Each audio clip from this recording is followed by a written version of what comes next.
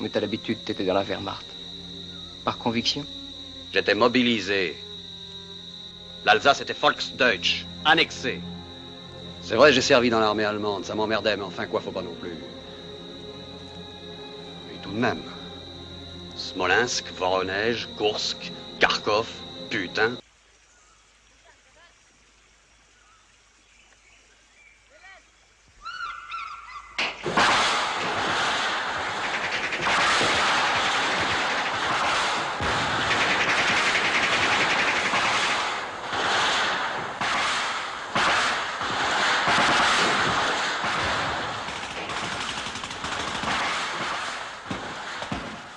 C'est de Rombier, ils installent une mitrailleuse.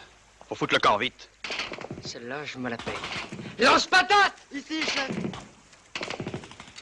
Dans cette clairière, au milieu, il y a une petite butte. Vu? Ose 26. Tiens, il tire. Arme! Feu! Trop à droite. Mais là-haut, c'est bonne. Bon Dieu. Il dégringole sur Roulier. Même os. Vous comprenez non pas? On est tombé au milieu de l'offensive. Les bataillons ont dû passer cette nuit, ils vont nous tomber dessus. Laissez-moi d'abord en finir avec Faut cette... foutre le camp pendant qu'on peut encore. Bon, ok. Allez prévenir Roudier. Même os, même objectif. Je la veux, cette mitrailleuse.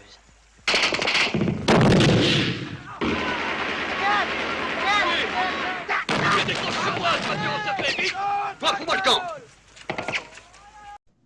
Bonjour à tous, je reviens vers vous aujourd'hui pour vous parler d'un livre, la 317e section de Pierre Schonhofer. Tout d'abord, qui est ce personnage? Pierre Schonhofer. Pierre Schonhofer, c'est, ou plutôt ça a été, tour à tour, un matelot, un reporter, un cinéaste de guerre, un réalisateur et un écrivain. Et c'est surtout quelqu'un qui a très très bien documenté la bataille des Diem Phu et qui a même été fait prisonnier d'ailleurs par le Viet Minh. C'est un grand cinéaste, un grand écrivain qui est malheureusement aujourd'hui oublié. En ce qui concerne le livre et la situation d'énonciation, donc le contexte, on se retrouve au tout début du livre dans un poste avancé, dans le nord du Laos, et ce poste avancé est composé d'une colonne de 4 Européens et d'une quarantaine de supplétifs laotiens. Ils sont menacés en fait dès les premières lignes, dès les premières pages plutôt, par une offensive du Viet Minh. Ils se replient donc, ils doivent se replier, ils sont obligés de se replier. Et tout de suite, il y a un premier accrochage avec les troupes du Viet Minh qui va disperser la troupe, qui à partir de là va fuir péniblement à travers une jungle qui est absolument hostile. Pour les personnages, la plupart des supplétifs laotiens ne sont pas nommés, à part quelques-uns, dont Bakut, qui est un sergent expérimenté, et Balou, qui est un assistant radio, qui est plutôt quelqu'un de rigolard, avec un état d'esprit positif. Les 4 Français, eux, sont beaucoup plus détaillés. Il y a tout d'abord Torrens, qui est le sous-lieutenant. Il est jeune, il mène la troupe, il est encore inexpérimenté, et surtout, c'est un point qui est crucial, il est désireux d'en découdre, au risque d'être imprudent. Il va être très durement éprouvé par ces quelques jours de retraite à marche forcée. Ensuite, on a un autre personnage, qui est adjudant, qui s'appelle Wilsdorf, et lui qui est à peu près l'opposé total de Torrens. C'est déjà un vétéran chevronné, endurci dans les rangs de la Wehrmacht et sur le front de l'Est durant la Seconde Guerre mondiale. C'est quelqu'un qui est pragmatique et qui s'oppose notamment à Torrens sur la façon de mener la guerre. Un exemple qui est marquant, il estime que s'encombrer de blessés, c'est menacer la survie de toute la troupe. Enfin, on a Perrin, qui pour sa part est le radio du groupe.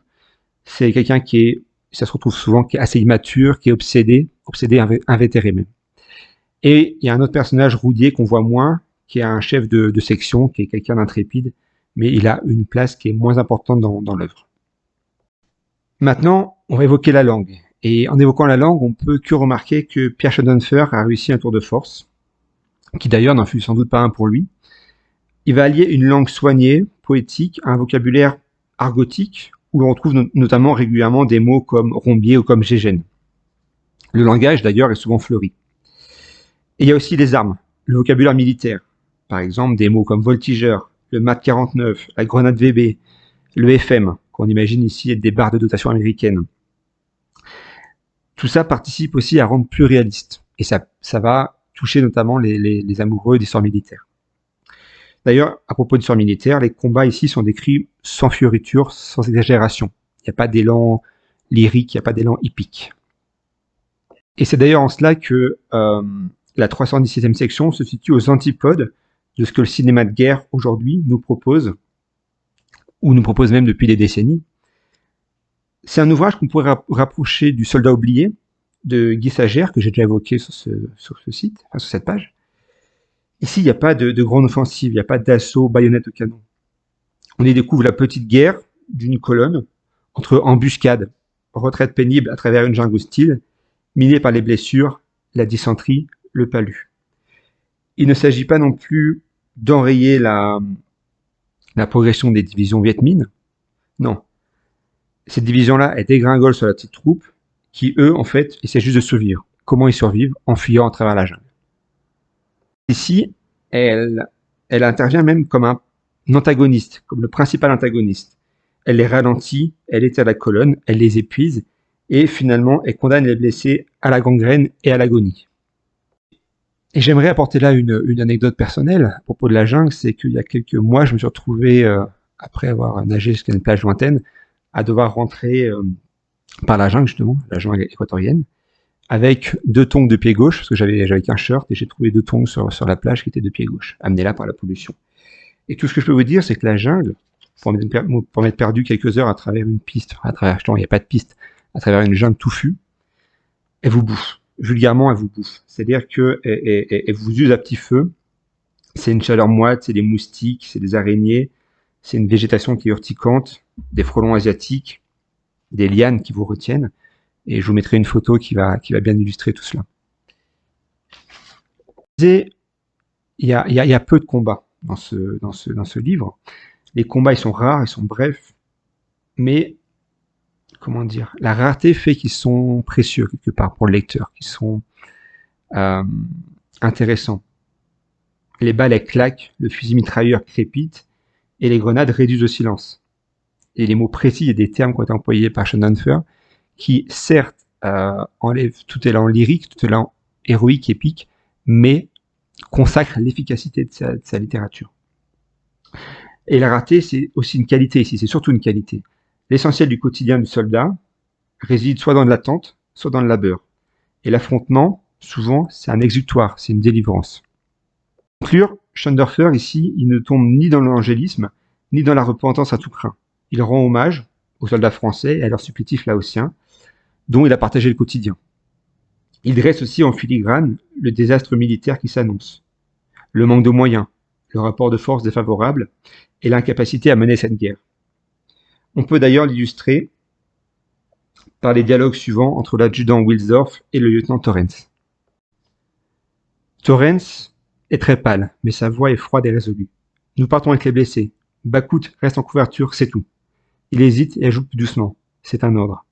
Wilsdorf accuse le coup. Son visage se vide de toute expression, devient un masque mort, seules les lèvres vivent. Dans ces conditions, à vos ordres. Je demande la permission de rester avec Bakout. Torrens a un geste de lassitude. Face à l'adjudant massif et glacé, il semble encore plus jeune, encore plus frêle. D'accord. Et bonne chance à vous deux. Ou bien encore, à la fin du livre, c'est dégueulasse, murmure Torrens. Wilsdorf, fermé, massif, immobile, les bras ballants, répond à ton glacial. Qu'est-ce que ça veut dire, dégueulasse? C'est la guerre. Ils savent la faire, les fumiers. Ils nous ont laissé traîner sous leur nez comme ça, sans moufter, putain. Jusqu'à ce qu'on soit bien placé, avec le vent dans la gueule, chapeau.